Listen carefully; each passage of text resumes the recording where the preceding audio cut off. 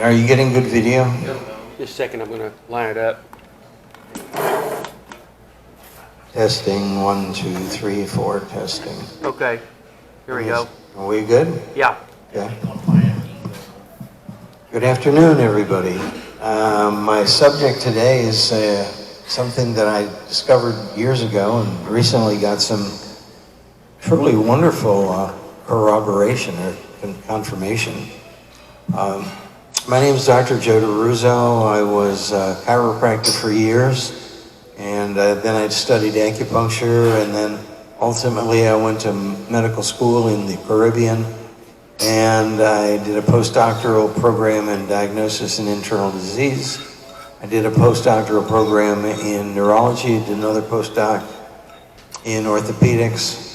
My real love is psychology. I developed 2 different systems of psychology, and but I made a living in doing stem cell biology, cell and molecular biology for years, which I really liked a lot. In Oriental diagnosis, in Chinese medicine, there are 4 different kinds of diagnosis. Diagnosis by observation, diagnosis by touch, diagnosis by the time of the year and the conditions of the weather. When it gets hot, people have more heart attacks, right? Just the way it works.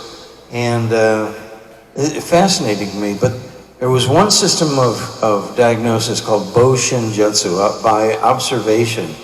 And over the years, I would just simply watch people, their color, their tone of voice, everything about them that you could see or discern from a distance. And I kept telling my sister, who was a nurse practitioner, people are getting sicker and sicker and sicker and sicker. And she agreed, but she couldn't put her finger on it. Well, recently, I saw a woman, a scientist, say that in civilian populations in the United States, at least, there are elevated levels of cortisol. Who knows what cortisol is? What is it? It's your nerves. Yeah, it's a stress hormone. When people are stressed, they secrete cortisol. It's not a good thing. And along with these elevated levels of cortisol, there are diminished levels, depressed levels of oxytocin. Oxytocin is the love hormone. When you look at your mate, you release oxytocin. When your mate hugs you, you release oxytocin. A mother will breastfeed her baby, and when she looks at the baby, oxytocin is released, and that causes the milk to be let down. So we have a civilian population where everybody is stressed, and people do not have the, in Spanish it's called amable, amiable, the amiable reflex toward people. People are stressed. So I saw this years ago. I had a woman come in, and she had migraine headaches, which are associated with improper function of the liver and gallbladder. And the characteristic color that people have on their face is kind of a gray-greenish. So she walked in, she said, I have migraines. She was gray-green. I gave her a little acupuncture and a little massage, some herbs, and she looked better and felt better. I said, come back in a week. She came back in a week, and she was gray-green again. So I gave her a little acupuncture, a little massage, some Chinese herbs. I said, come back in a week.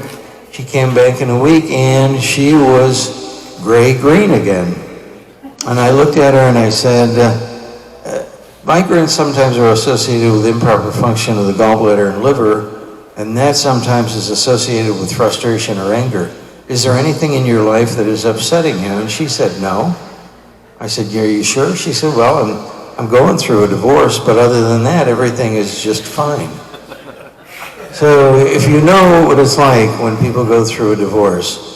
But I began seeing that when people are upset and they are stressed, they get what I call rapport deprivation syndrome, or rapport deprivation sickness, or rapport deprivation illness. Years ago, when we were all Americans, in 1955, we all agreed Joe DiMaggio was a great baseball player. We agreed it was good to have a Chevy. We agreed that it was good to have children.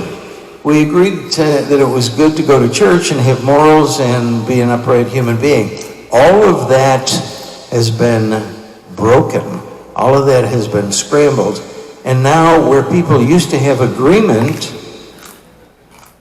now they have conflict. And the end result of that is there is an enormous amount of people who are terribly ill.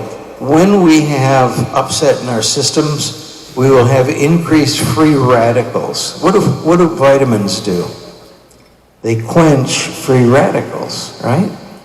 So what you see in people with their adrenals on fire and smoke coming out of their ears and frustrated and sick and crazy and upset, and nobody agrees with anybody about anything, you see elevated levels of hydroxyl sulfoxide, singlet oxygen. I'm pointing this at our friend Ken. He's a chemist. You know what I mean, don't you? These things are what vitamins quench. But if there are elevated levels of free radicals and the degradation, these are highly reactive molecules that smash into the organic molecules in your cells and do damage. They're mutagenic, they cause mutations. They're atherosclerotogenic, they cause arterial and atherosclerosis. This is the structure, the molecular structure of degenerative disease. And we're seeing cancers come out of people's ears. There's a term that I never heard before called turbo cancer. People will get cancer and the next thing you know, zip, it has eaten them alive. So we have what I call rapport deprivation sickness, and it is a modern plague. It is the 21st century plague. And there are ways to deal with it that I am putting out in a website called The Optimal Human Experience. But we will talk about that a little more. So keep your eyes open and look at people. If they walk around with a scowl, if they can't get along with anybody, if they've been divorced 16 times, chances are good they have rapport deprivation sickness. And now that there are laboratory tests that we can use to identify what's going on here, I like to think that I was amongst the very first to identify a new disease syndrome. Thank you very much for your time and attention.